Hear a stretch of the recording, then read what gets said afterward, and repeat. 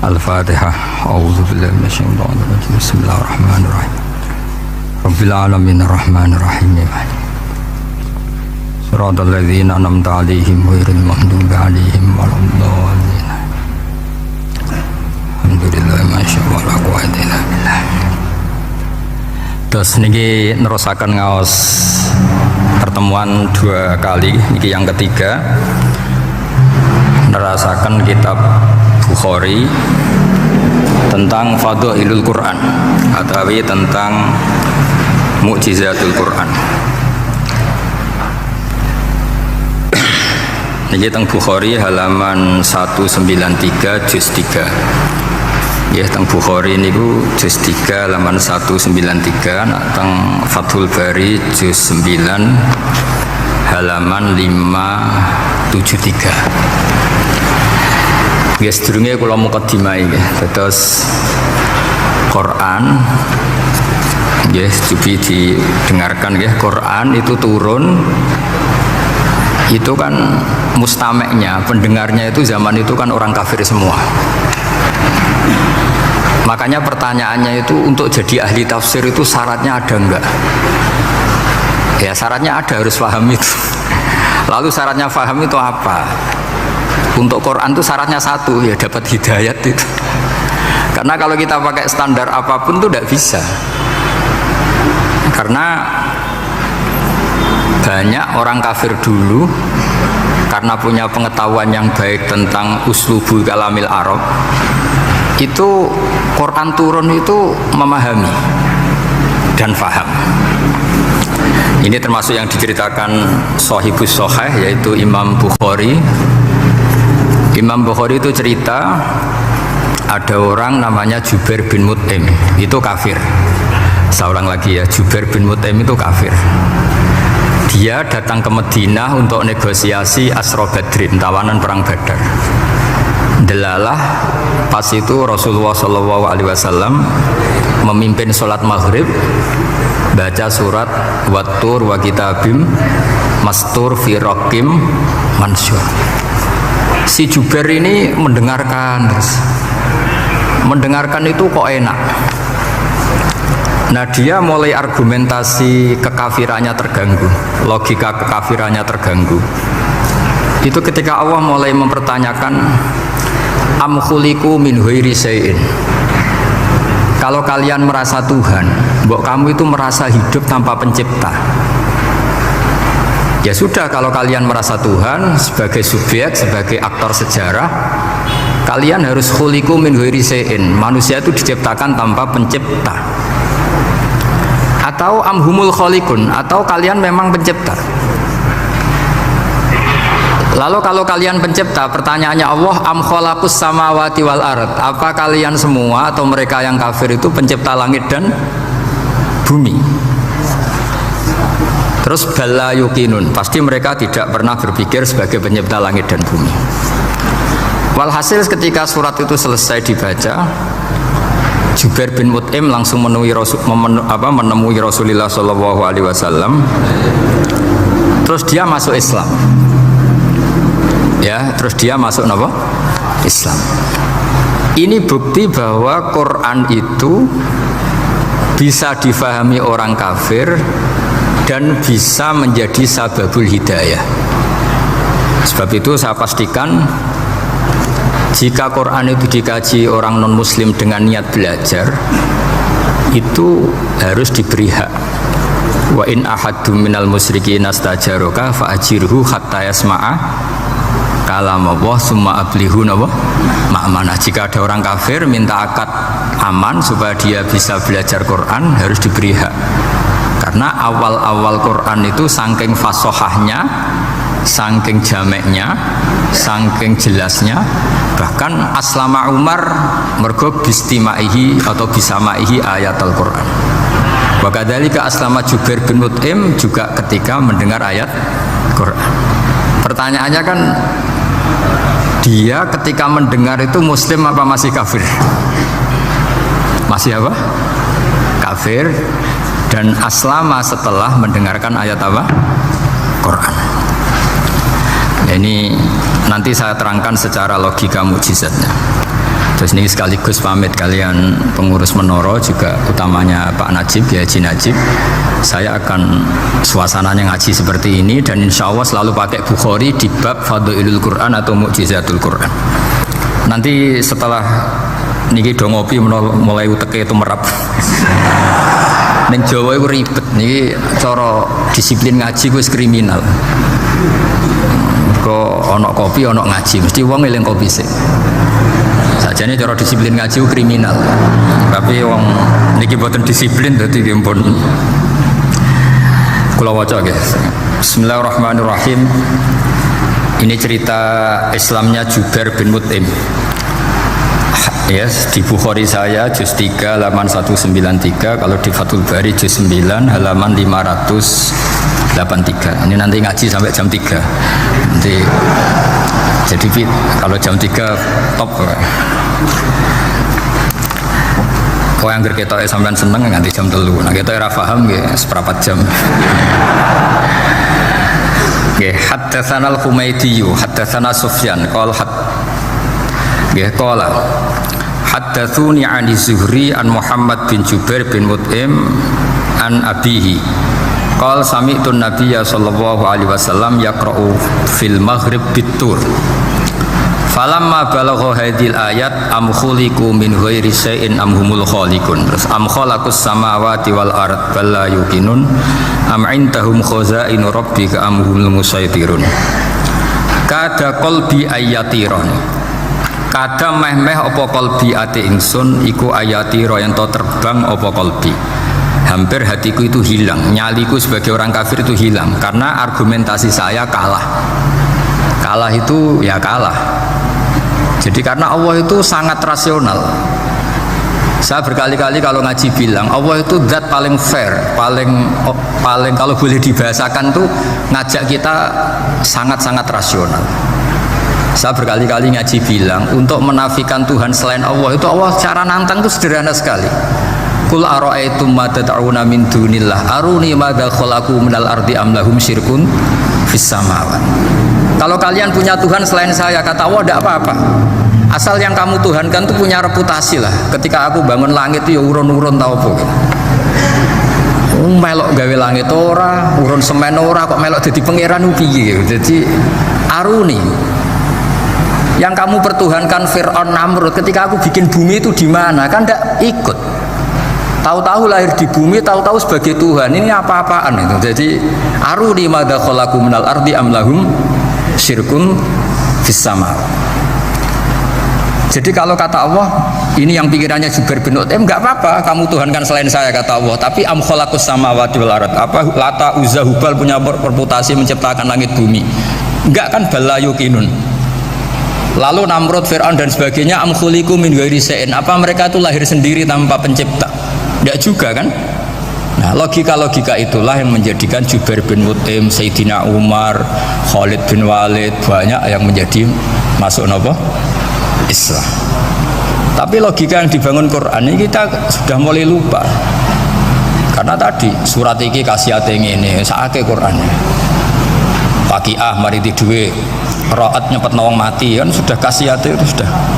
Jadi bayan arah mati-mati diwacana surat napa? Raat. Dia lupa secara fikih itu hukumnya gimana itu, apa kotil enggak itu?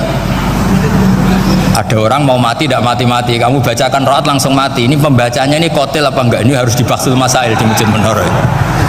Karena sebelum dibacakan raat itu enggak mati-mati, setelah dibacakan mati. Ini kategorinya itu kotlun amdul khoto apa khoto sibul khoto apa. Jadi Quran itu menjadi hilang mukjizatnya kalau kita terus ngomong kasiat ya. Waqiah terus mari di duwe raat nyepet nawang napa mati, terus surat Baqarah itu mari tolak napa apa terkenalin tolak santet ya. Ya sebetulnya nggak apa-apa, tapi yo saake Quran lah, jangan ya, tetap fungsi dasar Quran lihat baru napa ayat. Mungkin kalau terangkan di sini kada qalbi ayatiro, kalau wawas ya tengene Fathul Bari, ka'annahu inzi'ajun inda sama'i hadil ayat atau inda sima'i hadil ayat.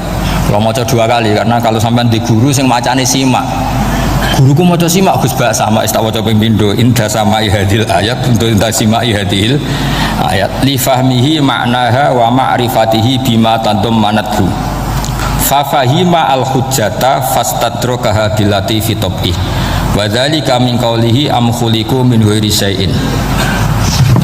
Terus sampai am khuliqu al makna am khuliqu min ghairi khaliqin wa dzalika la yajuzu. Terus li'anna ma la wujuda lahu kaifa yakhluq wa idza batalal wajhani qamatil hujjatu alaihim bi anna lahum khaliqan.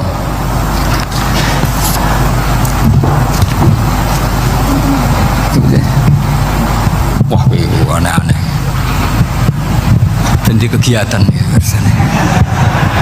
Lah wis mulang orang rungokno ora noto mix pokoke. Jadi Islam itu orang harus punya amitus sholihat. Jadi nak gak mulang yang ngrungokno, nak orang yang nonton apa.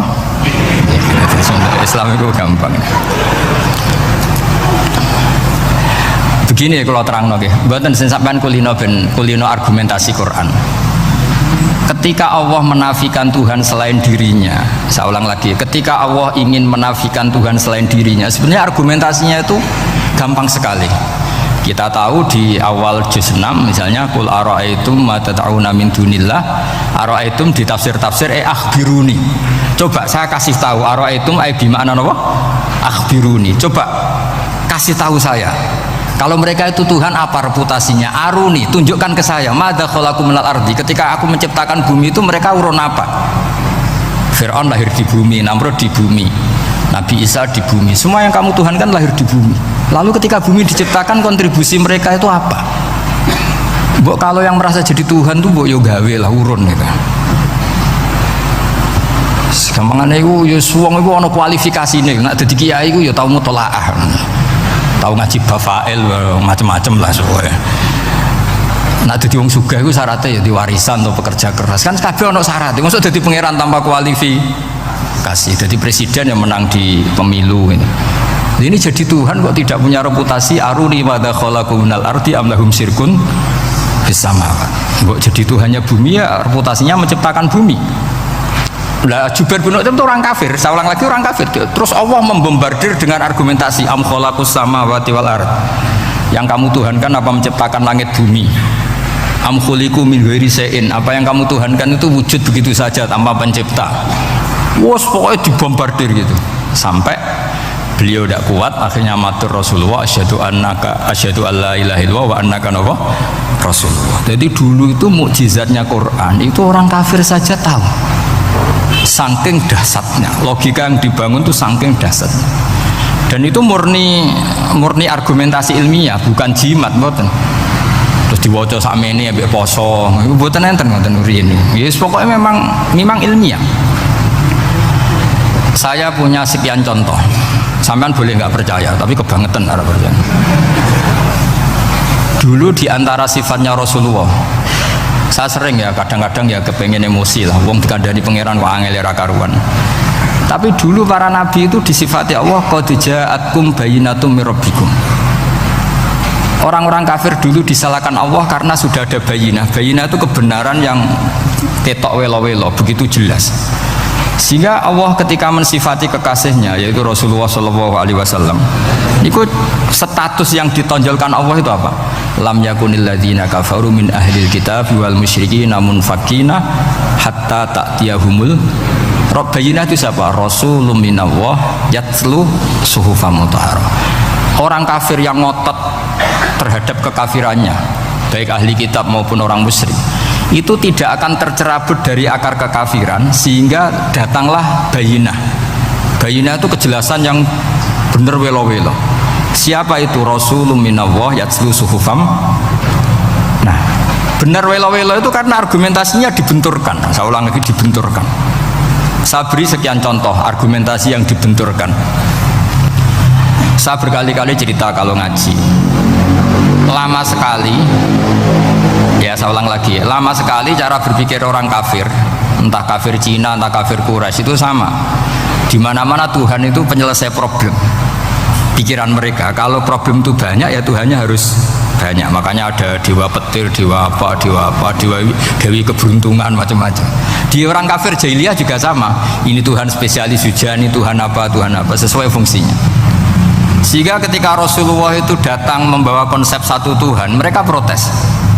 Disebut aja'alal alihata ilahau wahida inna hadza la syai'un ujab. Masa Tuhan satu, padahal problem kita ini banyak. Inna hadza la syai'un ujab, ini aneh. Tapi Nabi secara telaten adu argumentasi. Kalau kamu sebagai pembantu, sebagai budak, lalu majikan Anda banyak, semuanya punya perintah yang beda-beda. Kamu suka apa enggak? Ya tidak suka Muhammad. Enak mana majikan banyak sama majikan satu? Ya enak satu. Tuhan kamu itu majikan kamu. Kalau Tuhan kamu majikan kamu, kalau Tuhannya banyak, perintahnya beda-beda, habis kamu. Ya sudah amat, Tuhannya satu saja. Itu namanya bayinah. Bayinah itu argumentasi yang enggak terbantahkan. Itu yang disebut hatta ta'tiyahumul. Itu disebut daraba wa mathalar rajulan fihi syuraka mutasyakisuna wa rajulan salamal lirajul hal yastawiyani mathala alhamdulillah. Jadi ketika mereka dijak argumentasi, oke mat, kalau majikan banyak itu gak enak, enak majikan satu. Wa rabbukum sayyidukum, Tuhan kamu itu majikan kamu, maka enak satu. Oke Muhammad, kita terima konsep itu. Alhamdulillah akhirnya mereka Islam. Ya sekarang enggak, berjuang ngamuk ya. Dijak logika aku rapati gelem. Nah, begitu juga tentang syarik. Saya berkali-kali kalau ngaji cerita, saya sebagai manusia mungkin atas nama hati saya sering tidak ikhlas, tapi atas nama ilmu itu saya ikhlas terus, nggak pernah ada ikhlas atas nama ilmu. Saya beri contoh, sampai aku pengen ikhlas permanen, meskipun aku sepotonganmu ya ikhlas, tapi ini latihan, jenenge latihan. Nah ini saya beri contoh, nanti setelah pulang ngaji ini pasti ikhlas, secara ilmu paling enggak. Ya saya ulang lagi secara hati, segera roh hati, banyak kepentingan lah jenenge hati. Lama sekali kita ikhlas mengatakan ini putih, ya kan? Kertas ini putih apa hitam? Putih. Kamu ikhlas gak? Ikhlas kan? Gak ada yang bayar kan? Kamu mengatakan putih kan? Gak tak bayar. Terus peci saya ini orang pasti sepakat ini hitam. Dan lama sekali orang mengatakan ini hitam, tanpa ada yang gaji. Nah, kenapa kita ikhlas? Karena memang faktanya ini putih, sehingga kita katakan putih. Peci hitam, faktanya juga hitam, sehingga kita katakan. Pertanyaannya, kenapa ketika Allah kamu katakan Tuhan, kamu udah ikhlas? Padahal kamu mengatakan ini putih-putih, gak ada yang gaji juga mau. Alasannya apa? Karena ini fakta. Dia betul. Sekarang Allah Tuhan itu fakta apa enggak? Fakta. Loh, kenapa untuk mengatakan Allah Tuhan kamu nunggu opah? Loh, itu ngawur tau cara ilmu. Boten ngawur, boten. Ngawur kan? Harusnya kalau mengatakan fakta itu yang ikhlas. Putih kita katakan putih, hitam kita katakan hitam, meskipun nggak ada yang bayar. Nah, itu ilmu. Maka kalau kita dengan ilmu nyembah Allah mesti ikhlas. Ya Allah, memang kau Tuhan, ya tak sembah. Atas nama ilmu loh, saya ulang lagi, atas nama. Tapi kalau atas nama hati, Gusti nggih nyembah nggih nyembah lah, Gusti nyuwun opah lah, kalau ini kan maksudnya ku yo piye no, jadi ribet. Makanya di bab fakta itu Allah ngendikan waman azlamu mimman abadani li jannatin aw narin laulam akhluq jannatan wala naron alam akun ahlan al-uto'ah. Siapa yang lebih zalim ketimbang orang yang menyembah saya yang karena takut surga atau ingin masuk surga atau takut neraka? Andai kan saya sebagai Tuhan tidak menciptakan surga atau neraka, apa terus saya tidak dituhankan? Umpama pangeran ragai swarga neraka itu tetap pangeran tora, tetap pangeran kan? Jadi ilmu itu beda dengan rasa. Ilmu itu pasti objektif. Nah, dulu saya ulang lagi, orang kafir itu dijak begitu itu mau. Sehingga ketika mereka Islam hari pertama saat itu juga langsung ikhlas karena logikanya permanen. Saya beri contoh ya. Orang kafir itu kan pernah nganggap fungsi Lata, Uzza, Hubal, Manat itu setingkat sama Allah. Padahal mereka oleh mereka dianggap syarik, dianggap setara, dianggap mitra, dianggap sederajat dengan Allah. Sehingga mereka diceritakan Allah balhum qaumu ya'dilun, mereka komunitas kaum yang menyamakan selain Allah dengan Allah. Padahal gak mungkin kan, selain Allah setara dengan Allah kan gak mungkin. Iku dulu lan nerangno kangelane sak boleh. Cara gurune kuwi. Tapi gurune Kanjeng Nabi Muhammad sallallahu alaihi wasallam. Iku nerangkan sekali itu orang kafir paham semua dan semuanya masuk Islam. Itu hebatnya bayinah hatta ta'tiyahumul bayin. Nabi cara nerangkan diajari Allah begini. Misalnya saya kerja keras, kemudian beli Innova. Ya, atau adol warisan beli Innova. Kemungkinannya kan kerja keras atau warisan. Utawa ngerayu mertua kelar tuku Innova. Kemungkinan itu sing rodok dake itu jalur pintas ngerayu mertua. Lewat bojone maksudnya. Semacam-macam lah. Apapun itu ciri khas pemilik itu nggak ingin orang lain itu setara dengan dia. Kue kerja keras nabung puluhan tahun beli Innova, kemudian teman kamu udah ikut beli, cara menguasai Innova itu sama dengan kamu. Nak nyiler atau pamit atau bensini, so enak ide. Kue mangkel gak kira-kira? Kamu punya rumah, sono wong mlebu sonang-sonong kayak pemilik, kamu mangkel gak? Mangkel. Nah, Allah cara membuat tamsil itu ya begitu. Halakum mimma malakat aimanukum min syuraka'a fima razaqnakum fa antum fihi sawa takhafunahum ka khifatikum anfusakum. Coba kalau kamu punya barang, kata Allah, kamu punya barang, punya sesuatu dan itu milik kamu karena kamu yang beli. Kemudian ada orang lain yang cara memilikinya sama dengan kamu. Mau enggak kamu seperti itu? Ya tidak mau Muhammad, ini milik saya kok ada orang lain yang merasa setara dengan saya, tidak mau saya. Kalau orang lain mau pinjem ya harus ngemis-ngemis lah, harus dodok-dodok. Ya seperti itu Allah itu bumi itu yang menciptakan Allah sendiri. Kemudian kamu menyertakan orang yang dia ikut menciptakan setara dengan Allah, ini apa-apaan? Oke mat, kalau gitu Allah la syarikalah. Jadi itu tamsil apa? Saya ulang lagi ya, kalau kamu beli Innova, mau nggak ada orang lain yang cara menguasai Innova itu setara dengan kamu? Mau nggak? Nggak mau kan? Bahkan istri saja nak nganggu kudu pamit. Nak lagi nengan, nak rawan nengan ya oleh. Tapi apapun itu kan tetap saja harus pamit, harus prosedur. Namanya ndak ikut punya. Nah itu kemampuan ini yang mulai hilang di umat Rasulullah. Jadi Nabi itu punya fatona. Fatona itu kecerdasan untuk memberi penjelasan. Disebut orang kafir itu tidak akan infikak, tercerabut dari cara berpikir mereka, munfakin hatta ta'tiyahumul labayina. Itu siapa? Rasulun minallah yatlu suhufam mutahhar. Jadi Nabi itu kalau memberi penjelasan itu gampang sekali, baik itu penjelasan akidah maupun penjelasan fikih. Dulu di Medina itu abkhosun nasi kailan, orang Madinah itu orang paling curang kalau dagang dulu sebelum Rasulullah datang. Sehingga misalnya mau beli pelem itu mangga itu pentil ya dihitung pelem. Jadi busron itu kurma pentil ya dihitung kurma. Misalnya kulaan pari hijau wis dituku padahal urung jelas jadi padi. Dan nanti kalau kena badai angin ya sudah, apa itu uang itu nggak kembali. Ketika Rasulullah datang, Nabi mau tanya, "Cung tuku apa?" Tumbas pelem. Sekarang satu pohon pelem dituku 2 juta. Iku rego pelem ta rego pentil? Mbak sampean jawab ya. Pentil kan gak ono regane, sesakmene niku. Ndak ketika dibayar 2 juta itu rego pentil apa rego pelem? Pentil lho mboten. Ketika pentil sakmene dituku 2 juta satu pohon itu rego pelem ta rego pentil? Pelem kan? Sekarang faktanya pentil apa pelem? Pentil. Makanya Nabi terus tanya, "Qul ara'aitum in mana'allahu as-samrah fabima yastakhilu ahadukum mala akhi." Banyak tak apa loh hadis-hadis.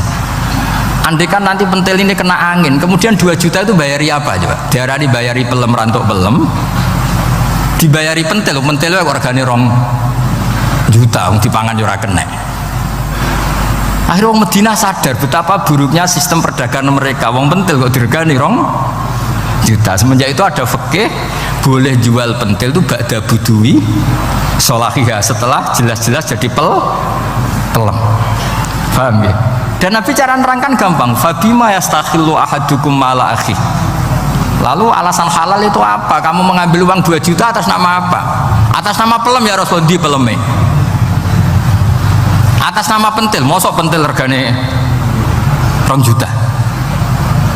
Jadi akhirnya orang Madinah sadar semenjak itu tidak jual buah-buahan qobla budui Solahiha, sebelum kelihatan berstatus napa?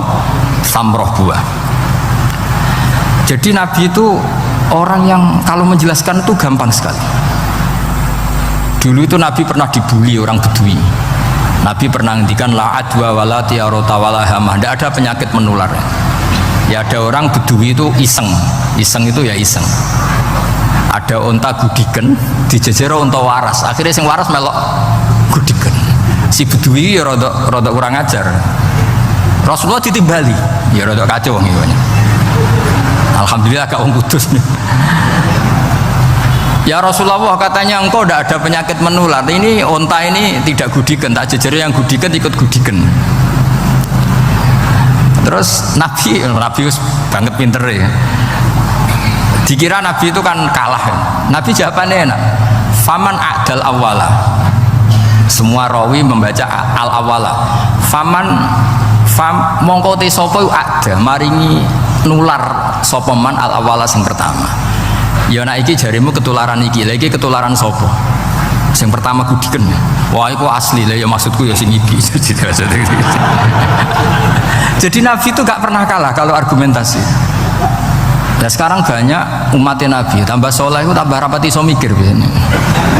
Makanya Mbah Mun terkenal bikin jargon zada khuzuan zada jalan ini. Karena kemampuan fatona itu juga harus diwaris. Saya beri contoh, ini ngaji hujjah, ini masih ngaji tentang Quran. Biar kamu tahu kualitas Quran itu mukjiz betul. Ini tak bacakan dua kitab, yang permanen itu Bukhari. Saya bawa usul fikih yang dikarang Abu Bakar Al-Baqilani, gurunya Imam Haromen. Jadi mbah gurunya Imam Ghazali. Imam Ghazali ngaji Imam Haromen, Imam Haromen ngaji namanya Syekh Abu Bakar Al-Baqilani. Itu orang top, orang terkenal sekali. Itu ngarang kitab namanya I'jazul Quran, itu yang dipakai hampir semua ulama itu.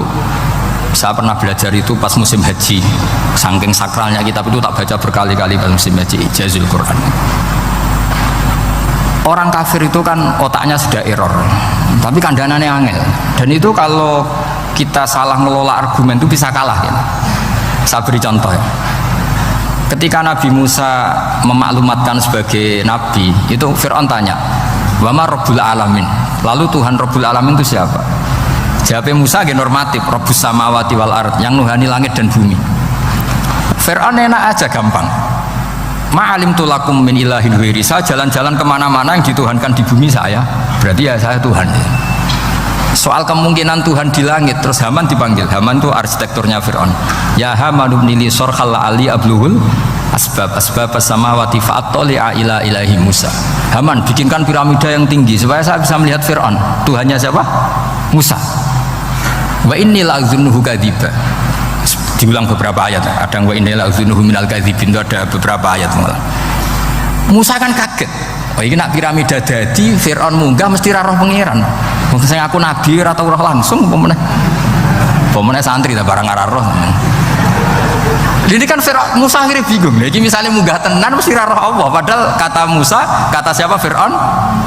Ibnili sorkhal ali abluhul asbab samawati fa'attali'a ila ilahi Musa. Kemudian saya bisa melihat Tuhannya siapa? Musa. Wah jare Musa, wah prono iki nak munggah tenan tetep ra roh Allah, jare Allah gak ono. Wong Firaun wis kadung geblek. Angger gak roh berarti gak ono. Apa yang dilakukan Nabi Musa? Beralih argumen. Saya ulang lagi, beralih argumen. Ya sudah, definisinya tidak seperti itu. Tuhan definisinya tak rubah. Rabbukum wa rabbu abaikumul awalin. Sing mengerani buyutem. Wah, itu langsung sak majelis separuh itu iman. Wah, ini nak Fir'aun pangeran, buyut-buyutnya rano pangeran. Karena pangerannya datang terlambat. Ini aneh, pangeran dhisik buyute piye? Buyute ra pangeran kok putune pangeran. Akhirnya Fir'aun langsung cara Jawa asemane wah entek. Nah, makanya kalau Syekh Nawawi ngendikan, kalau debat kok wis muring-muring wis ra ilmiah. Makanya terus Fir'aun la as'alannaka minal masjunin, tak penjara gue. Dia sudah ada ilmiah lagi. Ketika Rabbus samawati wal ardi, Fir'aun masih berusaha ilmiah. Saya kemana-mana dituhankan fil ardi, maksudnya di bumi. Soal kemungkinan di langit, saya nanti bikin bangunan mau lihat Tuhanmu Musa. Tapi ketika dipojokkan dengan Rabbukum wa rabbu abaikumul awwalin, yang nuhani nenek moyang kamu. Entek Firaun. Waduh, aku di bapak di mbah, mbahku ora pangeran kok putune pangeran. Berarti mbahku tanpa apa? Pangeran. Wah ribet iki.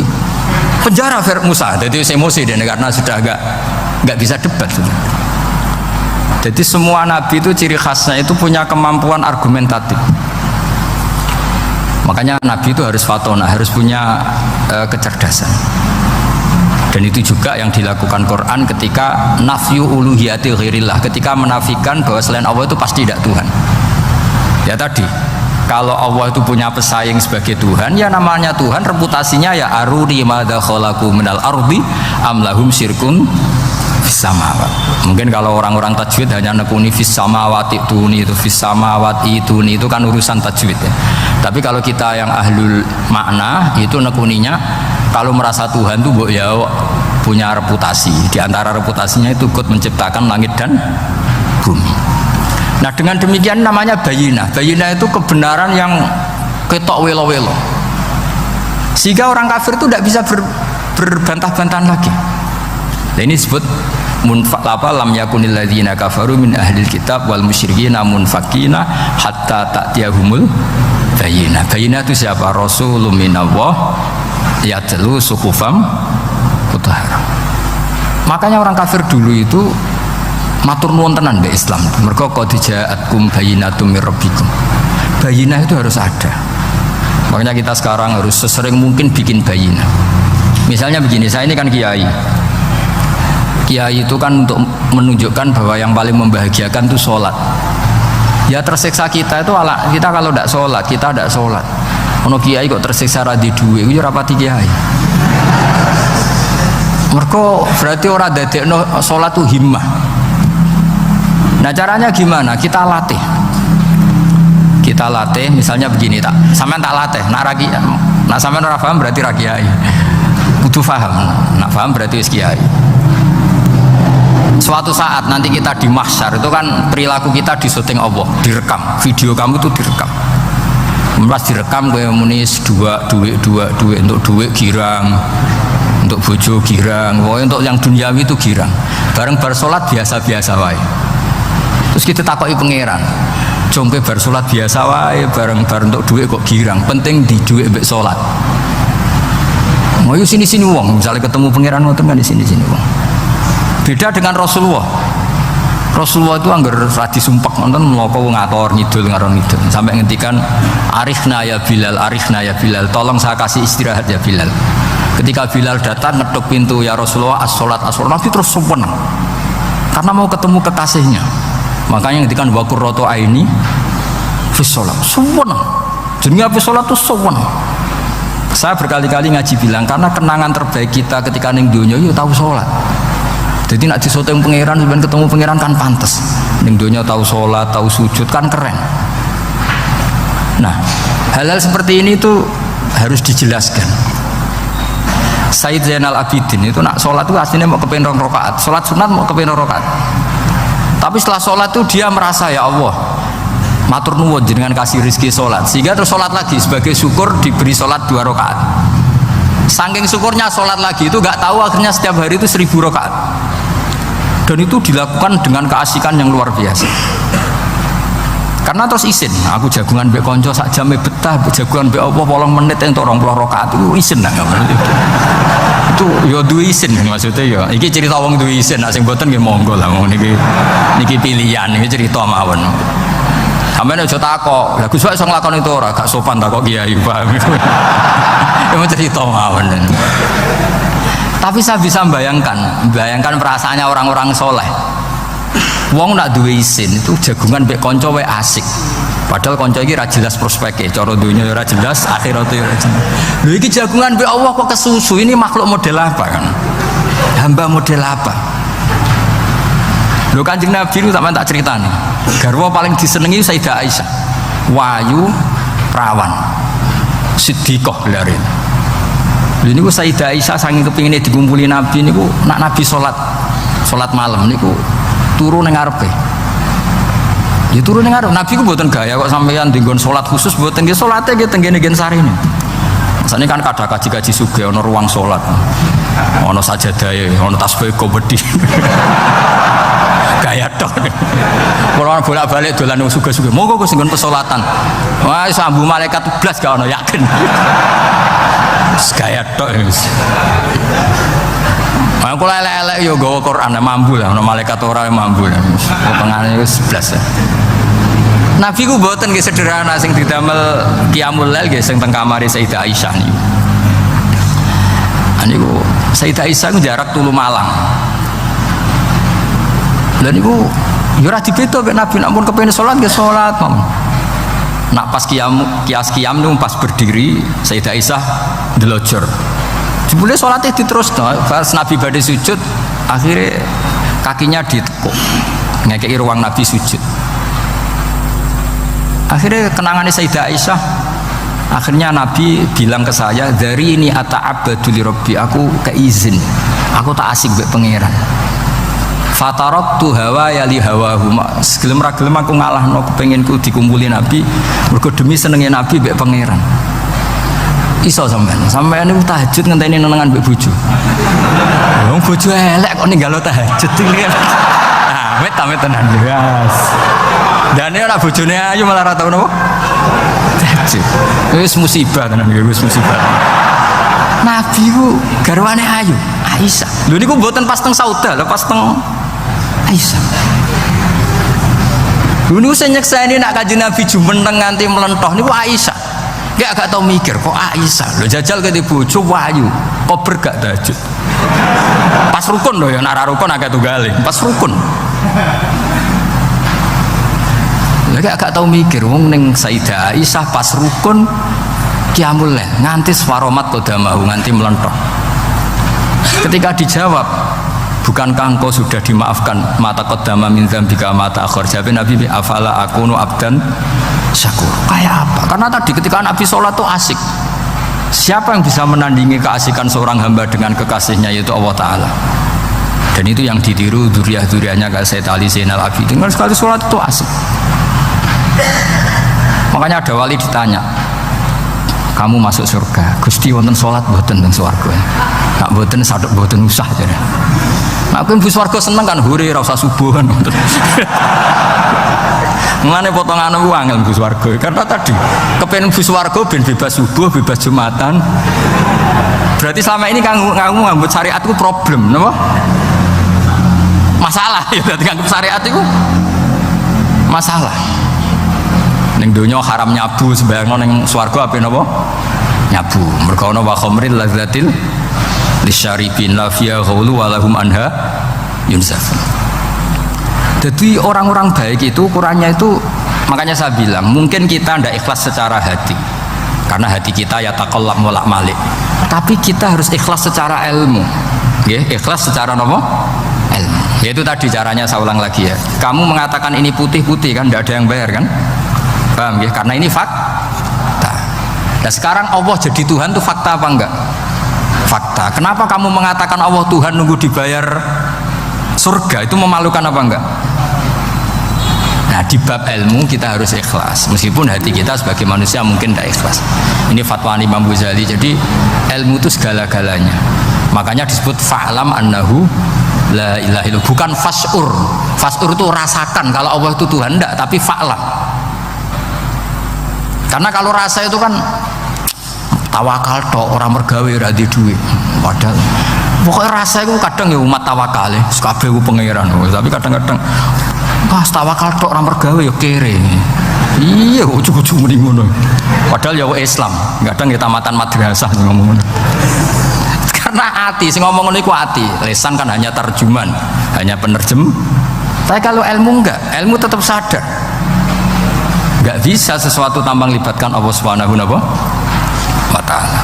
Terus kalau suwun ini ada napa? Makalah sing kula simpen napa? Akhirnya terus Jubair bin Mut'im niku masuk Islam karena logika yang dibangun oleh surat At-Tur ya, itu tidak meninggalkan logika yang selama ini dipakai, yaitu menuhankan Lata, Uzza, Hubal dan sebagainya. Terus Allah bertanya, yang kamu tuhankan itu apa reputasinya? Am khalaqus samawati wal ard, apa pernah menciptakan langit bumi? Seterusnya dan seterusnya. Akhirnya mereka sadar yang layak jadi Tuhan itu hanya Al-Khaliq sebagai pencipta. Yang tidak pencipta tidak usah jadi Tuhan. Makanya Iqra bismi rabbikal ladzi khalaq. Ya sama ya, Yuhannas wa'budu rabbakum. Rabbakum siapa? Alladzi khalaqakum. Jadi syarat pertama jadi Tuhan itu satu, harus berstatus Al-Khaliq sebagai pencipta. Padahal kalau sebagai pencipta pasti selainnya itu nggak mungkin berstatus pencipta. Apalagi pencipta langit bumi, semuanya lahir di bumi. Nah, ini faqamatil hujjah. Kemudian argumentasi Islam ini begitu kokoh, dan ketika kokoh itu tidak akan terkalahkan. Itu disebut bal naqdhifu bil haqqi 'alal batil fayadmaghuhu fa idza huwa zahid. Makanya saya berkali-kali bilang ngaji Quran itu ya harus ada ilmu manteknya, entah berapa kadarnya harus ada ilmu mantek. Saya beri contoh. Di Quran itu ada ayat, ya ada ayat yang bunyinya begini, kebatilan, ya apa? Kebatilan itu diistilahkan Quran itu wama yubdiul batil wama yu'id. Saya ulang lagi, wama yubdiul batil wama yu'id. Saya tasrif, abda'a yubdi'u, memulai.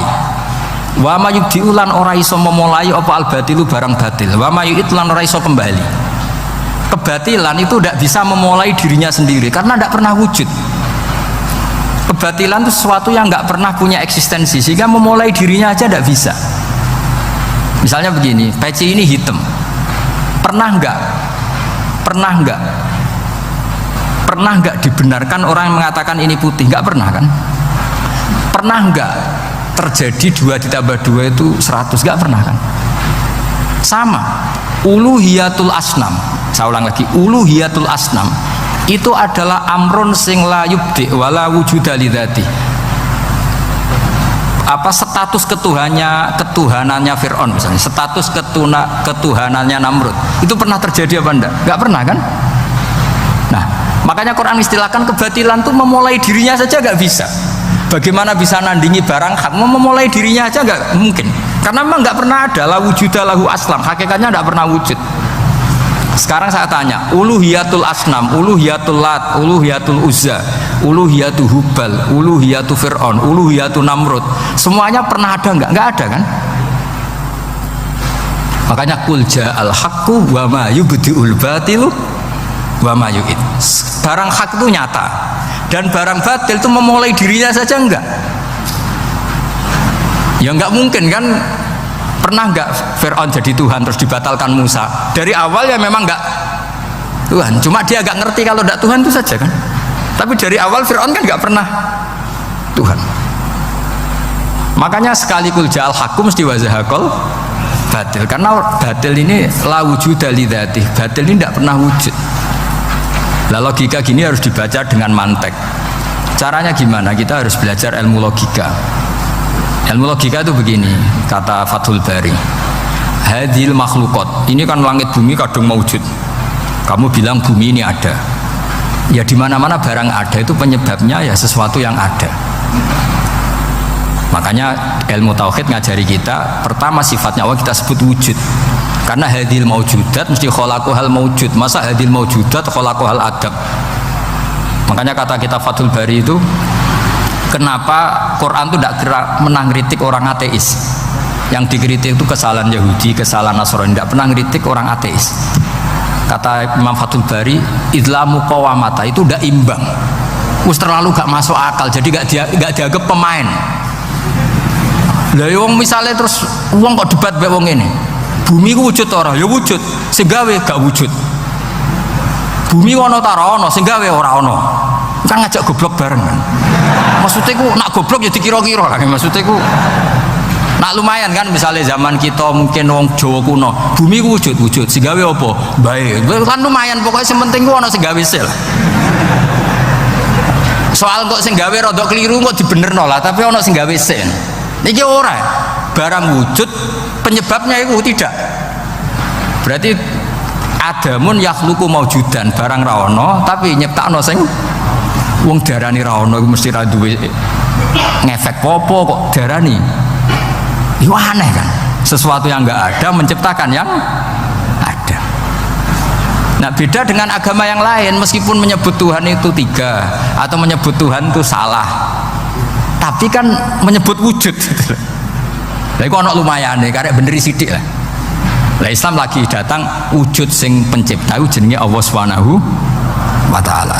Akhirnya sing darani liyane kon ikut darani ku Allah taala.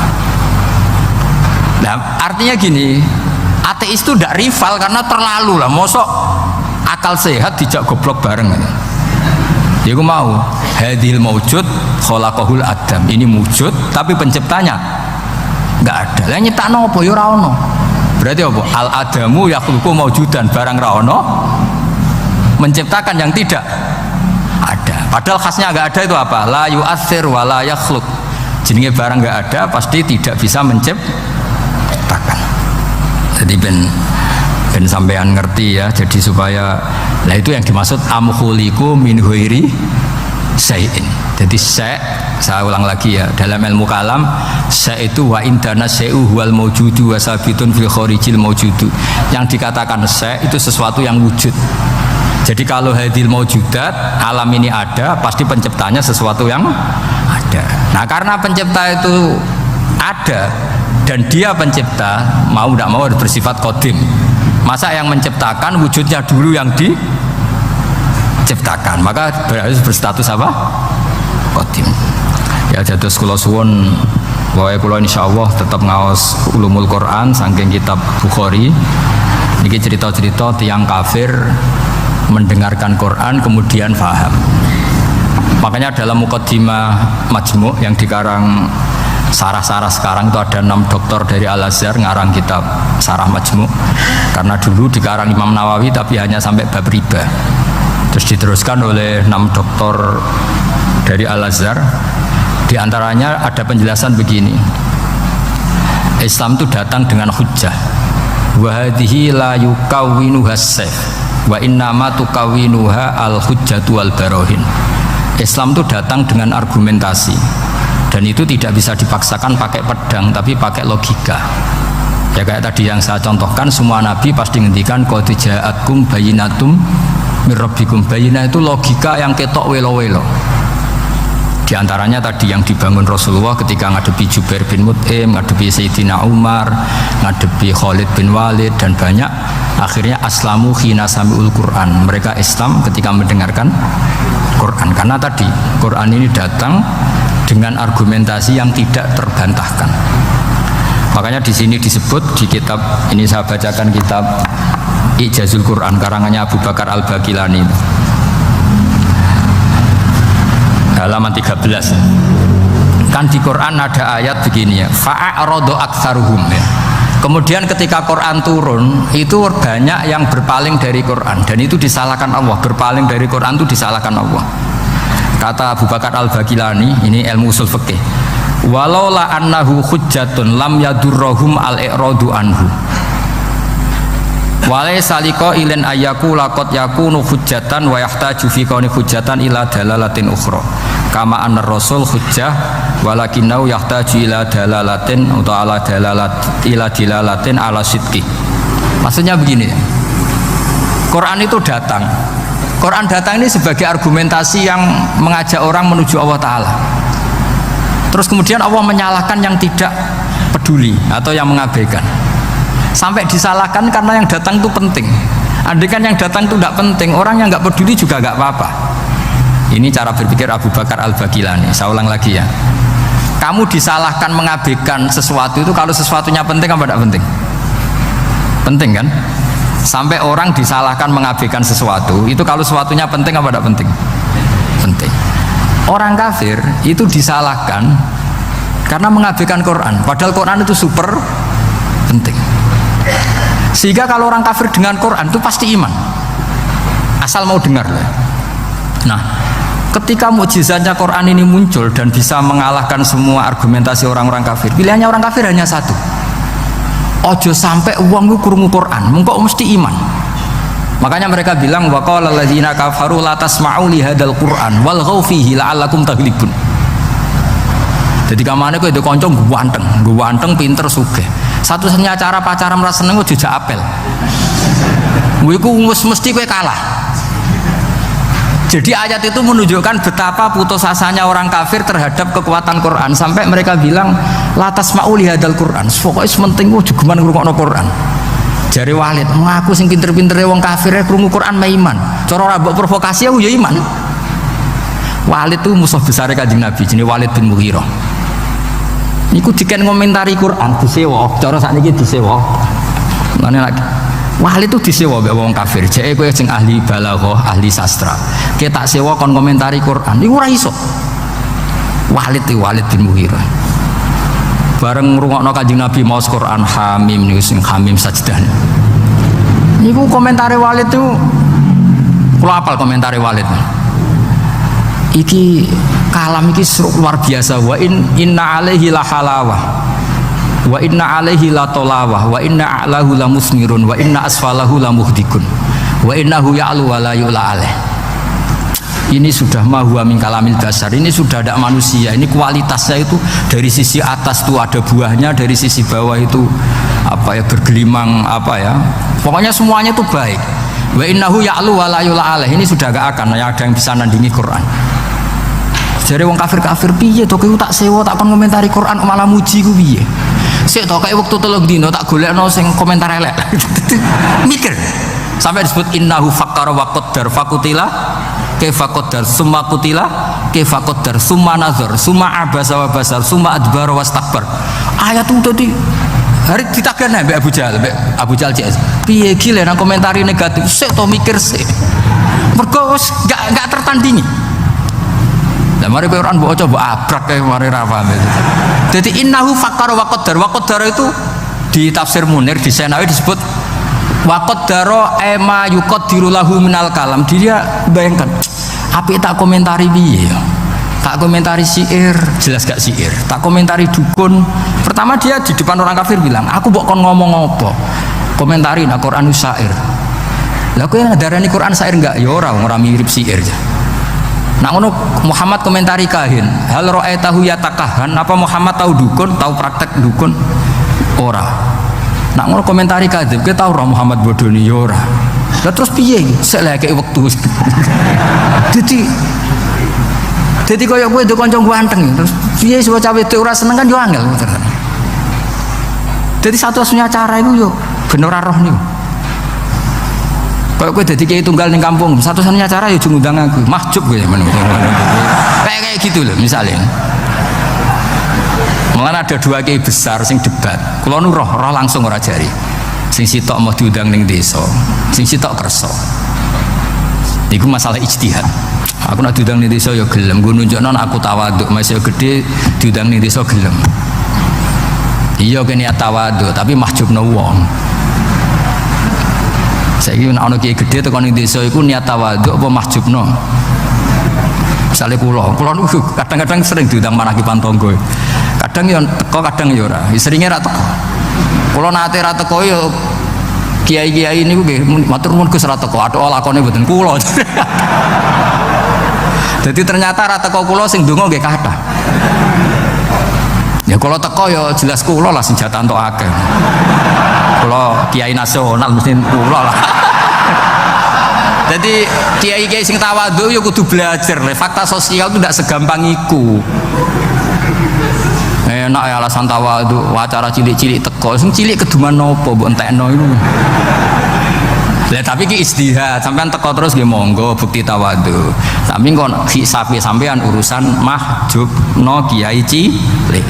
Tapi nak sing milih ra teko kok hisabe iso wae kowe ku piye dadi kiai gedhe kok lali wong cilik.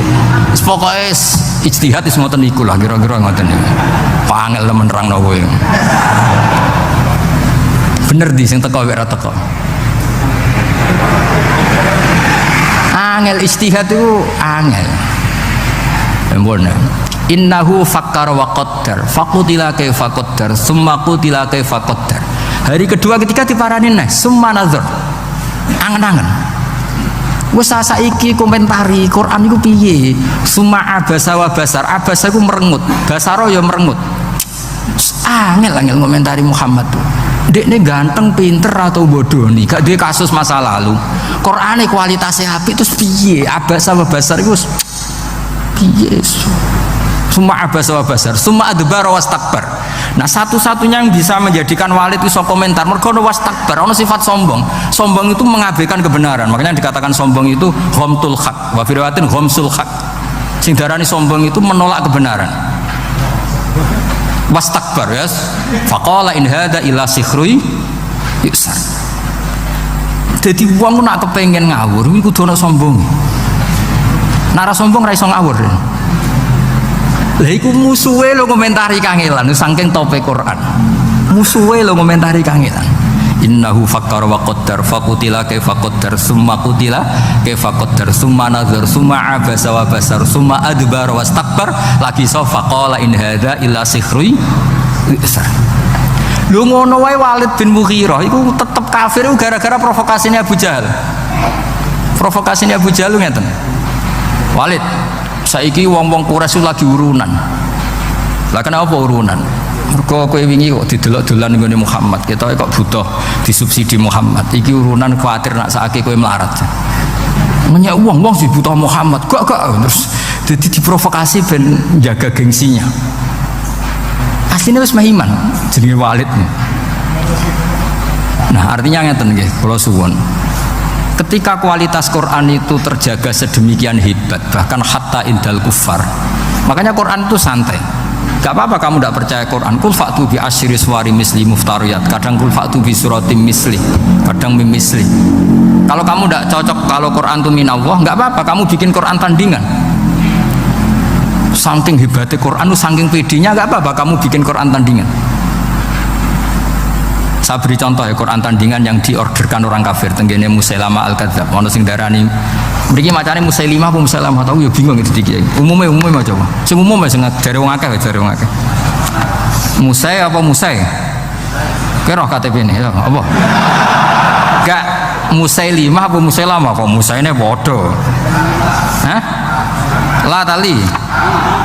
Oh, kadane ngaco sing la. Oke. Li. Ngandani kok ora jelas ya. Seramu tuh ilmu nego.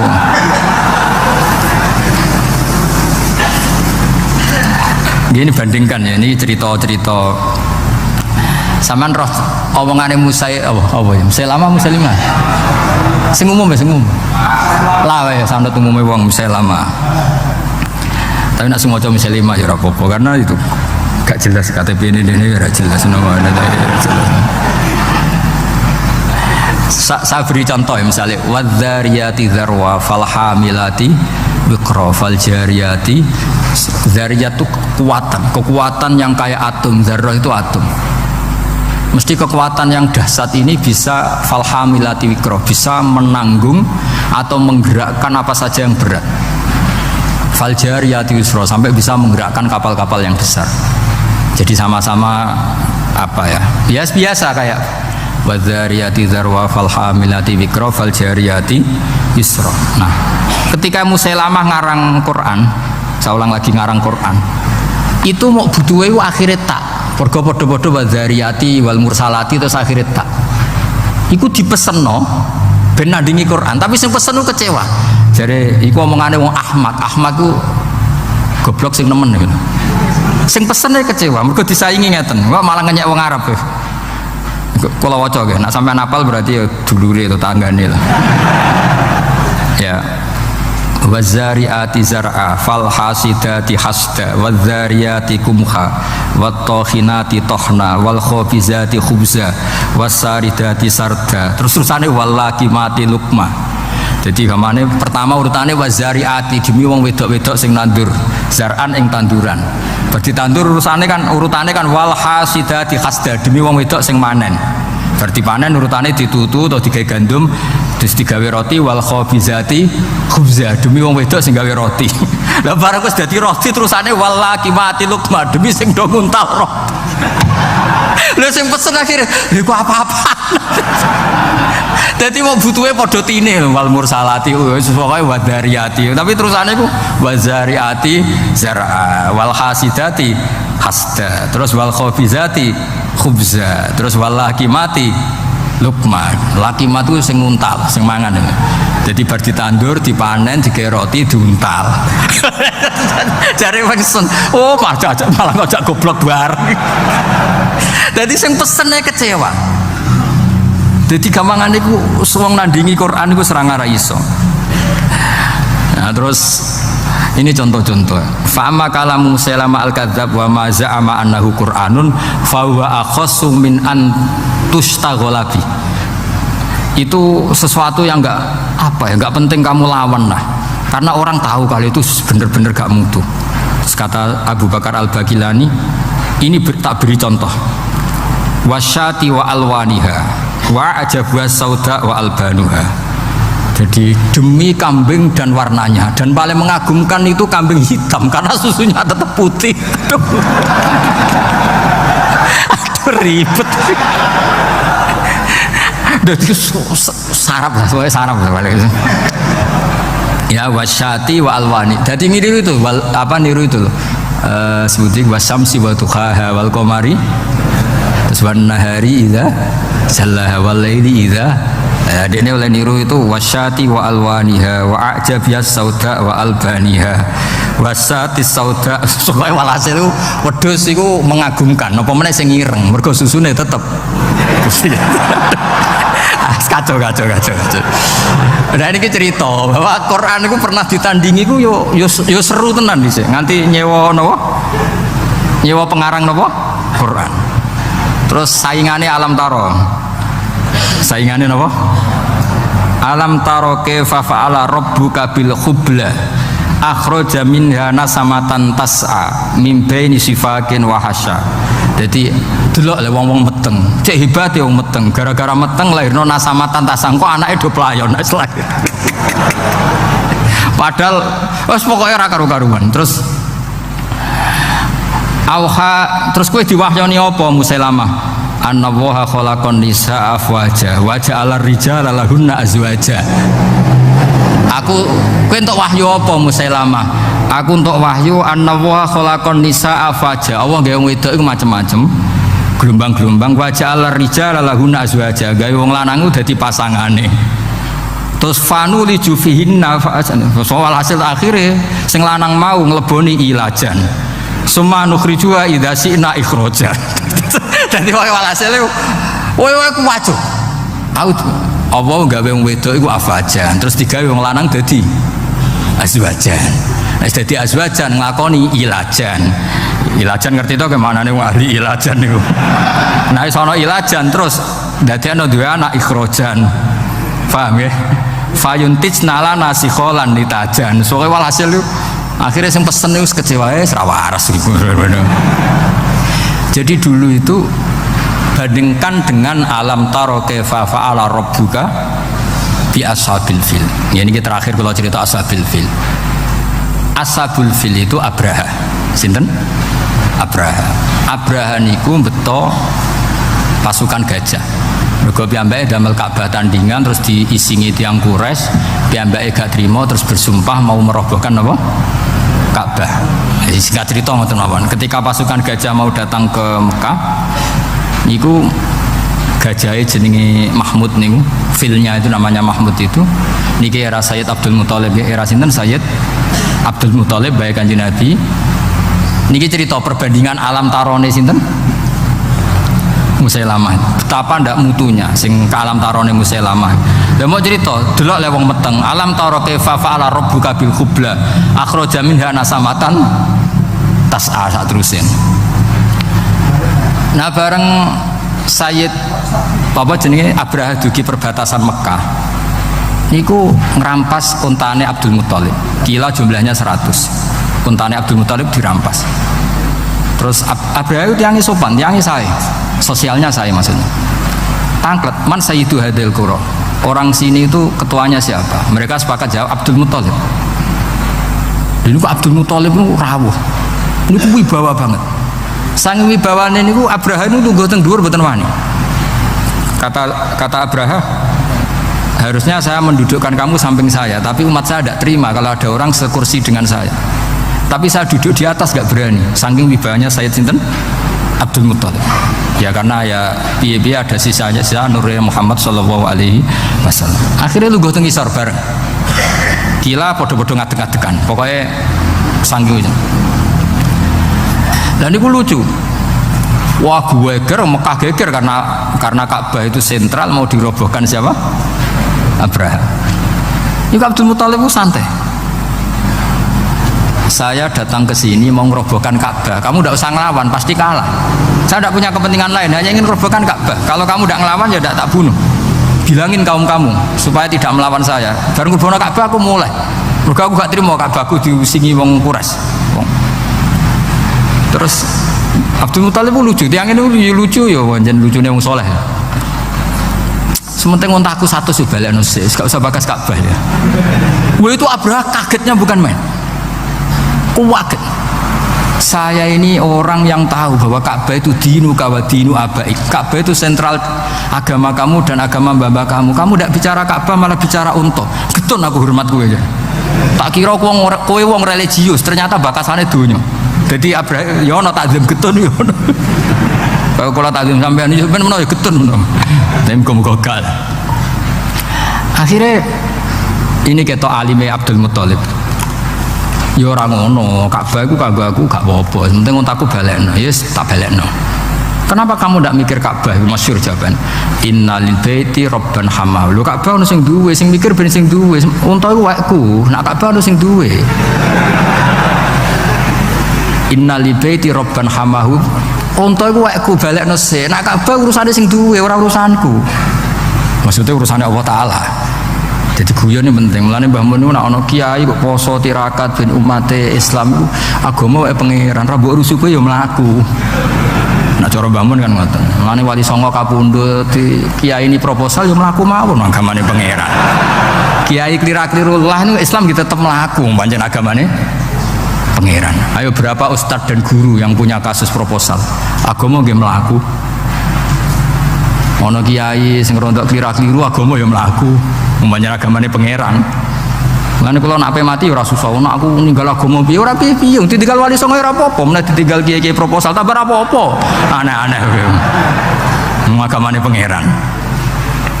Singkat cerita terus Abdul Muthalib niku Sayyid Abdul Muthalib badhe ngambil untane terus tiang-tiang Quraisy iku dijak. Donga teng Multazam. Fa akhadha bi khalaqatil bab. Ya kita tahu kan napa? Gandolan teng Ka'bah kan bentuke bunder. Apa namanya handle napa? Nika bentuke bunder, mulane disebut khalaqatil bab. Dicekel oleh Abdul Muthalib. Terus donga. Ya Allah, di mana-mana yang namanya orang itu menjaga harta miliknya. Dan kau yang punya Ka'bah ini pasti engkau juga menjaga. Jadi walhasil Abdul Muthalib pakai hukum analogi, orang itu akan mati-matian mempertahankan yang dimiliki. Lah ini Ka'bah wae jenengan ya tugas jenengan ya. Wis ngono tok dongane. Bariku terus kaumnya dijak, ayo moro dhuwur gunung nang zurma fa'ala rabbuna. Ayo moro gunung delok apa yang akan dilakukan Allah untuk melindungi Ka'bahnya. Wes akhirnya bareng yang dhuwur gunung, Abraha datang dan pasukannya, mereka menyaksikan burung ababil sing tarmihim bi hijaratim min sijil. Mana disebut alam taro ono to kira ningali. Mergo suku Quraisy saat itu semuanya menyaksikan. Kaifa fa'ala rabbuka bi ashabil. Jadi memang ayat itu tentang fakta sejarah di mana ahlu Quraisy itu menyaksikan ma fa'ala rabbuk bi ashabil fil. Terus disaingi mbek Musailamah, alam taro kaifa fa'ala rabbuka bil hubla akhraja minha nasamatan tasa. Ya anggere wong meteng yo nglahirno le dul. Bocah kok goblok ngono gak ono. Malah iki cerita maksudnya iku ben sampean ngerti lah ben. Ya jadi kalau suwun maos Quran niku wonten maos qiraatan, wonten maos tadabburan. Nah tadabburan nggih kados maos wau sing kula latih. Misale sampean maca juz 6 likur kalau nu sering nangisi pangeran, dal pangeran tuh tidak butuh kita. Tapi kadang-kadang ya tak tangisi, maksudnya tak tangisi ini buatan perkara pangeran butuh kita itu ndak. Kok pangeran nanti nerangno, misalnya nahnu khalaqnakum falaula tusaddiqun. Kue bek tanggamu percaya, bek tanggamu percaya, bek wong liya percaya. Aku sing gawe kue, mbok yo percaya. Maksudnya Kowe mbek kanca iso tawakal, percaya, pasrah urusan. Mbek bojo iso pasrah urusan. Lho aku iku pangeran. Kok ora tau mbok pasrahi. Mestine padha-padha pasrah ambek aku, sing gawe kowe iku aku. Nahnu khalaqnakum falola tusaddiqun. Sing gawe kowe iku aku, mesti urusanmu mbek aku. Di mana-mana urusane makhluk mbek Khaliqe. Lho iki makhluk urusane mbek makhluk, iku makhluk model apa le? Dul ngono. Wah, aneh iku. Lah ya ning dinggon makhluk urusane mbek Khaliq. Ini makhluk urusane ambek makhluk. Iku awale ngendikan nahnu khalaqnakum falola tusaddiqun. Mesti ini hubungan terdekat manusia itu dengan saya, kata Allah. Wong aku sing gawe kuwe, sing ngurusi kuwe aku. Kok malah urusan mbek wong liya. Mestine makome wis kulillah sumadarhum fi khaudihim. Ya lah.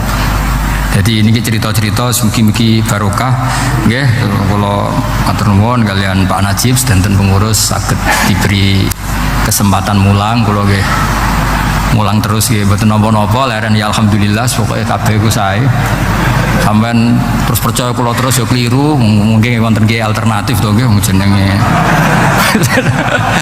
teko terus iso wae salah mergo gagu liyane ora teko terus iso wae salah mergo ora istiqomah lan niku masalah ijtihad wis pokoke sing ati gedhe pokoke maristata fa asofa falahu napa asron wa in akhta falahu ajrun wahid. Jadi sing sering lunga mbek bojo nggih bener ben bojone dikawal sing arang-arang nggih bener ning omah mbek bojo kok lunga ya mbek bojo terus merdekane kapan niki cerita napa istihad. Yang jelas kalau pastikan misalnya kalau tetap ngaos nggih damel Bukhari syukur-syukur tahun ngajeng beto kitab lah pokoknya bab fadhailul apa Quran. Di Bukhari itu ada bab fadhailul Quran, di situ diantaranya ada kitab tafsir. Nah kitab tafsir itu beliau cerita tafsirnya Abu Ubaidah Binyamin Khaisul Al-Fat. Beliau cerita Abu Ubaidah kalau masalah lafaz, terus kalau masalah makna beliau pakai riwayat. Nah kenapa lafaz itu penting? Saya ulang lagi ya, tawarai ulumul Quran. Karena makna itu mengikat dan makna itu bahaya kalau mengikat. Yang benar itu mustaknya. Saya ulang lagi, yang benar itu apa? Mustaknya. Sehingga umpama makna iki salah, mustaknya tetap benar. Saya beri contoh begini. Mungkin sampean nggak peduli, tapi saya peduli karena ini bidang saya. Misalnya khalaqal insana iqra bismi rabbikal ladzi khalaq khalaqal insana min alaq. Kiai kuno nak manani min alaq itu segumpal darah. Bareng santri-santri mulai dos kuliah embriologi ternyata proses segumpal darah itu ora ono. Sing ono zigot utawa proses yang dikatakan ahli embriologi. Sing ono plasma, ono macam-macam. Nah, segumpal darah itu kan opo gitu. Nah kiai kuno mana di segumpal darah juga agak salah karena jenis yang jadi manusia itu sama dengan jenis yang jadi segumpal darah. Tapi pakal embriologi kan ngerti kalau proses segumpal darah itu udah ada. Tapi mereka tahu min alakin itu kosakatane alakin maknanya sesuatu yang nempel. Nah dari sekian zigot proses embriologi yang sukses jadi anak yang berhasil menempel ke dinding rahim. Mergo alaqo ya'liku atau aliko ya'liku alakon sesuatu yang nempel. Jadi misalnya suatu saat kiai kok mau maknani alakin segumpal darah, ya wis nganggo makna mustaq alakin sesuatu sing menempel. Maksud saya gitu loh. Jadi jagani, corong Jawa jagani. Tapi sing maknani segumpal darah ya ora salah karena jenis yang jadi kalian itu sama dengan sejenis darah. Makanya Mbah Mun yang paling dipakai dalil itu dulu debatnya Kiai Kudus ini, tapi tidak perlu saya sebut namanya, Kiai kuno itu. Muridnya di keyakinan ambugah bulan itu mungkin, gurune orang menganggap ora mungkin. Mergo bulan fisama Irobia buantah-bantahan orang mungkin, cara Quran itu gak mungkin. Jadi muridnya mungkin buantah-bantahan bareng setengah telu keselen no, setengah apa. Tapi debat itu jelas di Kudus sama rasa teliti sopo itu mau mari suudzon bareng setengah papat plus setengah telu sesuai gurunya keterucut mendingin pokoknya cara aku ora mungkin. Alhamdulillah ngimpun nangis mangkal kan guru, doh debat ya ini ono kok saiki kowe muni ngono. Ibu dari muridnya, nggih Mbah nak cara jenengan ra mungkin. Mboten masalah, kita beda pendapat. Lah mau kok bantah-bantahan? Mari jenengan muni cara Quran. Nak cara Quran kan tafsirnya kan harus berdebat. Nah, ternyata ini guyone Mbah Mun, masyhur guyon itu. Gurune itu masih kiai kuno. Jadi nama anani sama itu makwal malaikah. Jika kiai kuno itu dari Mbah Mun cerita dawuh Mbah Mun. Kanjeng Nabi Mi'raj itu tok tok tok. Terus malaikat langit satu kriya dibukakno. Bareng tok tok dikriya dibukakno. Rumangsane langit kaya omahe kiyaine iku. Jadi langit itu dianggap kaya omahe tuwa kiyaine sing kriya. Mergo kiai kan mesti gambaro sesuai nasib masing-masing kan. Nah, artinya gini, kalau bulan di langit keempat atau ketiga itu yang di kitab-kitab tafsir, apa meneh menuso Neil Armstrong malah ra iso. Nah, sing muridé wis modern, maknani sama iku nganggo lafadz mustaq. Kullu ma'alaka fahuwa samaun. Setiap yang di atas kamu disebut sama, makanya ini disebut sakfus sama. Buktinya ana ayat alam tara kaifa daraballahu mathalan kalimatan thayyibatan kasajaratin thayyibah asluha tsabit wa faruha fis sama. Padahal maksudnya apa? Wit kurma kan? Wit kurma disebut asluha tsabit fil ardi wa faruha fis sama. Saiki daun kurma iku ning langit dhuwur apa asal mutlaqul hawa disebut sama? Mergo maknane sama yasmu semuan atau sama yasmu samaan, maknane sesuatu yang atas namanya apa? Jadi kullu ma'alaka yusamma samaan. Bukti ini ayat kasajaratin thayyibah itu artinya apa? Kurma kan? Asluha tsabit wa faruha fis sama. Jadi artinya gini, sama dengan makna alamiah atau makna ismiyah pak benda padat sing kriyat mau. Iku ra maknane kiaimu. Lah engko misale makna iku nyuwun sewu kok wis gak relevan, maknane mustaq. Maknane napa? Mustaq. Maknane sama itu sesuatu yang atas. Nah itu yang digagas oleh Rohib Al-Asfihani sehingga beliau ngarang Gharibul Quran. Jadi misalnya kuman, dhisik wong darani kuman iku walang. Wah iki hama walang. Jebule suatu saat ono hama wereng, hama tikus. Niku jare Rohib Al-Asfihani. Niki mboten cerita pinter kula. Pancen niki bidang yang saya tekuni. Sampeyan gak cocok ya ora apa-apa. Engko goleki kitabe. Ora bener aku. Kan fa'arsalna alaihim tufana wal jaroda wal kummala wad dufadi'a wad dam.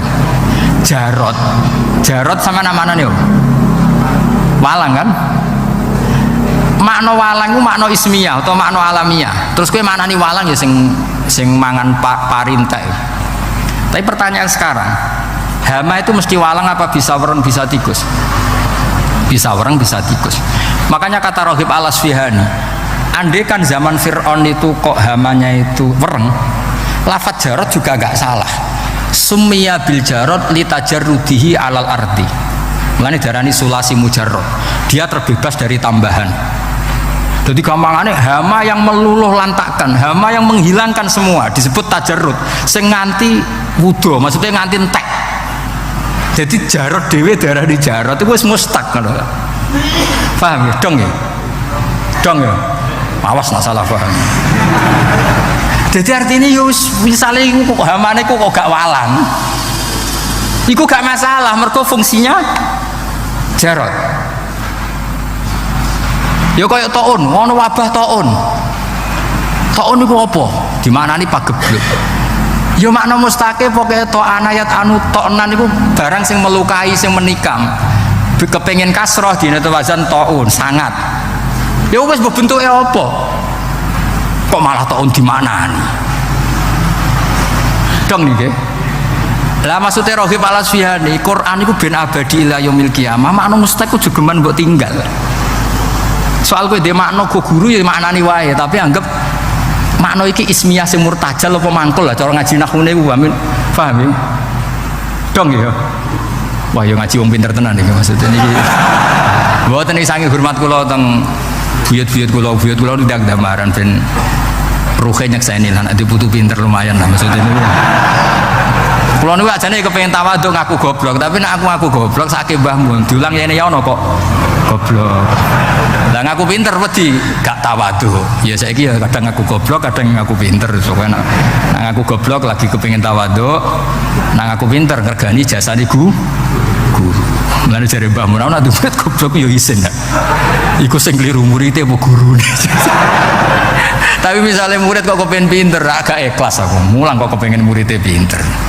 Yes, dunia wis ngeten iki. Terus Kula suwun tak warai carane maknani Quran nggih. Lafat king guru min alakit segumpal darah nggih maknani mawon. Jarot walang nggih maknani mawon. Tapi nanti sampeyan pada saatnya nanti itu ada sain atau ada penemuan yang kamu itu nanti kaget. Misalnya tadi bulan diarani fisamai robiah ternyata sudah ditembus Neil Armstrong. Kowe wis kadung bayang no langit iku kriyet. Ngono lho maksudnya. Paham ya? Ya tapi nak sama bermaknani mutlakul hawa, kullu ma'ala kayu sama apa? Samaan. Ya wes kan mutlakul hawa kan ditembus kan bisa berarti lapisan 1, lapisan 2, lapisan 4 tidak dong ya. Ya niki muga-muga sampean nyepuro salah kula, ora sepuro ora apa-apa, padha salah ya ae. Kula ya sering salah sampean ya luwih sering alhamdulillah nggih sami-sami. Sementing yakin mawon teng kersane Allah, agama ini sangat baik, nak salah ditulis itu, nak apik ditulis 10. Soale wong niku ora usah golek salah wong, biasa mawon wis napa mayata tabak napa sawata itu ribet. Jadi sing penting kula suwun ngaji itu berdasar kitab, mungkin sampean ora percaya mados di Fathul Bari sama kitab Ijazul Quran karangane Abu Bakar napa Al-Baqilani gurune Imam Haromen. Terus kersane kulino, jadi cara pandang ulama terhadap Quran sampean ngerti cara pandang. Jadi riyen Quran itu bener-bener lam yakunil ladzina kafaru min ahlil kitab wal musyrikin munfakina hatta ta'tiyahumul. Jadi orang kafir yang ngotot megang akidahnya iku wae runtuh di depan hujjatu Rasulullah sallallahu alaihi wasallam, karena Nabi cara menerangkan tuh al-bayyinah, sekali jelas jelas welo-welo. Siapa itu? Rasulun minallah yatlu suhufam mutahharah. Nggih ngoten. Assalamualaikum warahmatullahi wabarakatuh.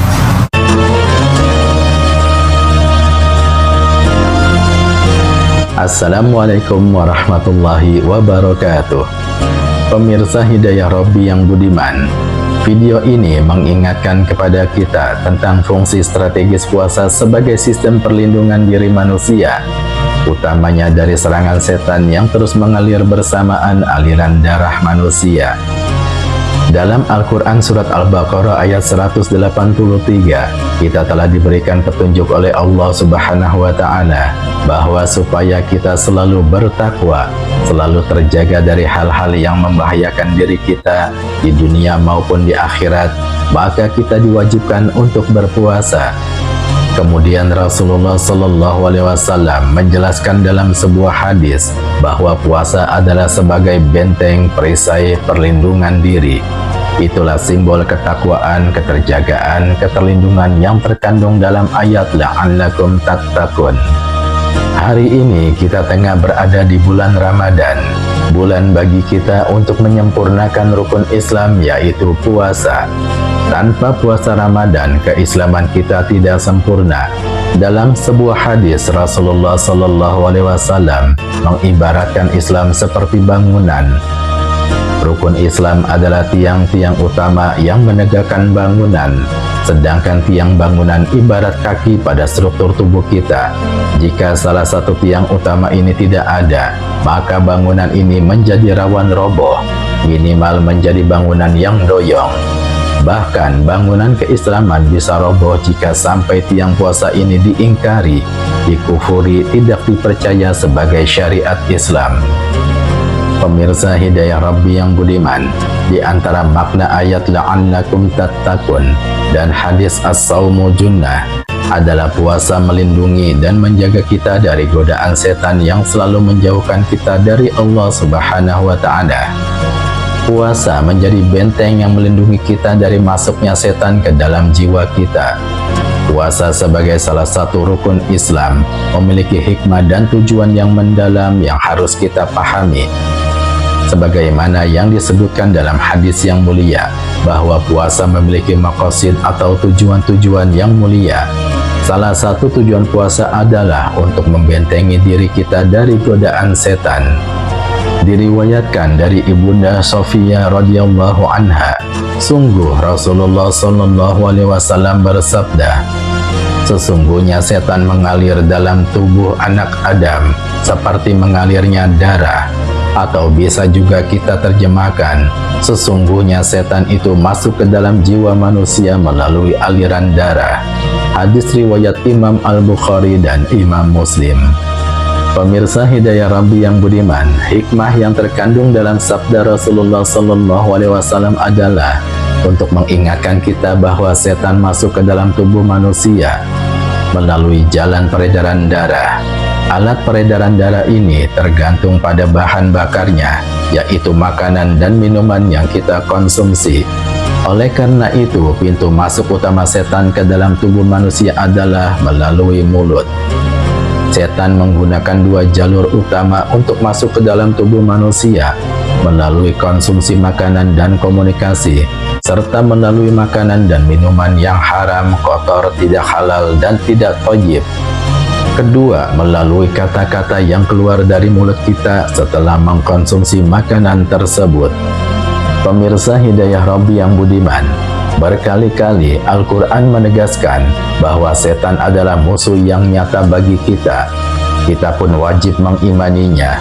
Rasulullah SAW pun menjelaskan bagaimana setan bekerja memusuhi kita, sangat lembut dan sangat halus. Karena itu pula lah Imam Al-Ghazali menyatakan, salah satu pilar menghidupkan ilmu-ilmu agama yang Allah berikan kepada kita adalah mengenali musuh-musuh diri dan memahami strateginya serta menguasai cara untuk mengalahkannya. Itulah yang disebut oleh beliau sebagai lubul Quran. Intinya inti dari ajaran Al-Quran, Jauharul Quran atau permata Al-Quran. Ini semua dapat kita temukan dalam karya beliau, Jawahirul Quran. Pemirsa Hidayah Rabbi yang budiman, puasa mengajarkan kita untuk mengendalikan hawa nafsu dan mengontrol konsumsi makanan dan minuman kita. Dengan membatasi makanan dan minum selama puasa, kita dapat mempersempit jalan masuk setan ke dalam tubuh kita. Ini adalah salah satu dari banyak hikmah puasa yang harus kita hayati. Itulah yang oleh Imam Izzuddin bin Abdissalam tegaskan dalam kitabnya Maqasidus Shaum, yang artinya puasa adalah penaklukan terhadap setan, karena jalan bagi setan untuk menyesatkan dan menggoda adalah hawa nafsu, dan hawa nafsu dikuatkan dengan makan dan minum. Puasa mempersempit aliran darah, sehingga jalan-jalan masuknya setan dalam tubuh kita pun menyempit. Dengan demikian, setan pun bisa dikalahkan. Pemirsa Hidayah Rabbi yang budiman, dari sinilah kita bisa memahami bahwa puasa itu membentengi kita dari serangan setan yang menyelinap ke dalam jiwa kita melalui makanan. Dengan puasa, kita juga membentengi keislaman kita, karena rukun-rukun atau tiang-tiang penyangga bangunan keislaman kita menjadi sempurna dan kokoh.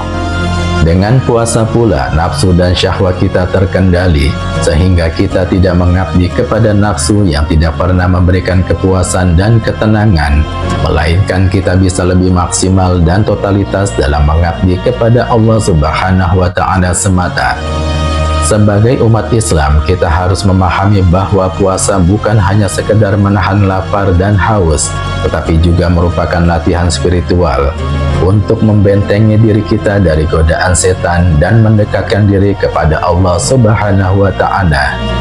Karena itulah Rasulullah SAW sangat ketat dalam hal manajemen makan dan minum kita. Beliau ingin sekali memastikan bahwa makanan dan minuman yang masuk ke dalam tubuh kita bebas dari setan. Karena itu, beliau sering menegur orang yang makan dan minum menggunakan tangan kiri, karena cara tersebut adalah cara makan setan. Itulah petunjuk beliau. Beliau juga menegur keras anak-anak hingga orang dewasa yang kedapatan makan secara terburu-buru, sehingga tidak menyebut nama Allah dalam makanannya itu. Beliau pun tertawa lepas ketika melihat setan memuntahkan kembali makanan yang dibacakan nama Allah di suapan terakhirnya. Begitulah sistem penjagaan dan perlindungan yang Allah berikan kepada orang-orang yang berpuasa. Terlihat sederhana, melalui manajemen makanan bukan sekedar soal pola makan, kandungan gizi, melainkan juga kehalalan, ketojiban, dan juga spiritualitas makanan dan minuman. Pemirsa Hidayah Rabbi yang budiman, selain puasa konsumsi, syariat puasa juga mengajarkan kita untuk mengendalikan lidah kita dalam berkomunikasi. Dengan menahan diri dari berkata-kata yang tidak bermanfaat atau menyakiti orang lain, kita dapat menjaga diri kita dari godaan setan yang masuk melalui komunikasi. Setan akan masuk melalui komunikasi buruk seperti penghinaan, caci maki, kata-kata kotor, hasut, adu domba, ghibah, menyebarkan isu yang tidak jelas kebenarannya. Semua itu adalah bersumber dari lisan melalui komunikasi. Dengan puasa, keselamatan kita pun terjaga. Kita ingat bahwa puasa itu mengajarkan kita untuk menata komunikasi kita supaya selalu positif. Karena puasa tidak hanya mengajarkan diri untuk menahan diri dari makan dan minum saja, melainkan juga menahan diri dari omongan-omongan yang tidak berguna. Sedangkan omongan yang tidak berguna berpotensi besar mengganggu diri dan orang lain, sebagaimana sabda Rasulullah SAW tegaskan bahwa disebut muslim sejati adalah ketika orang-orang muslim lain selamat dari lisannya. Dan para ulama juga selalu mengingatkan kita, keselamatan manusia itu tergantung pada kemampuannya menjaga lisan. Pemirsa Hidayah Rabbi yang budiman, kita bisa melihat puasa komunikasi seperti ini dalam Al-Quran dicontohkan oleh Sayyidah Maryam binti Imran, ibunda Nabi Isa alaihissalam, yang artinya, maka makan, minum, dan bersenang hatilah kamu. Jika kamu melihat seorang manusia, maka katakanlah, sesungguhnya aku telah bernazar berpuasa untuk Tuhan yang Maha Pemurah, maka aku tidak akan berbicara dengan seorang manusia pun pada hari ini. Quran Surat Maryam ayat 26. Pemirsa Hidayah Rabbi yang budiman, inilah puasa yang istimewa, yaitu disebut dengan istilah saum, menahan diri dari komunikasi yang tidak berguna. Ia bukan sekedar disebut siam yang secara prakteknya adalah menahan diri dari makan dan minum. Bahkan dalam ayat ini disebutkan bahwa Sayyidah Maryam diperintahkan untuk makan dan minum. Namun beliau justru diperintah Allah untuk berpuasa dari omongan-omongan yang tidak berdampak positif. Demikian itu pula lah sistem yang Allah buatkan untuk kita dalam rangka melindungi keselamatan kita sendiri. Itulah salah satu makna perlindungan, penjagaan dalam ayat la'allakum tattaqun, dan dalam benteng pertahanan atau tameng dalam hadis as-saumu junnah.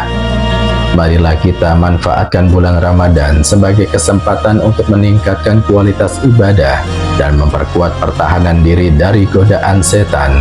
Semoga Allah memberikan kita kekuatan dan kesabaran untuk menjalankan puasa dengan ikhlas dan penuh keikhlasan. Amin amin ya rabbal alamin. Wallahul muwaffiq ila aqwamit thoriq. Wassalamualaikum warahmatullahi wabarakatuh.